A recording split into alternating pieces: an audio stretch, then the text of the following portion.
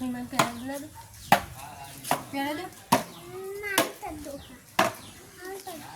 એવું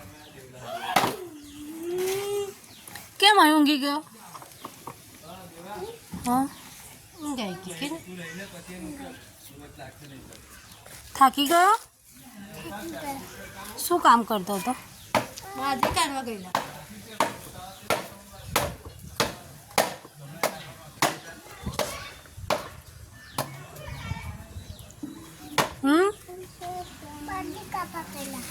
એવું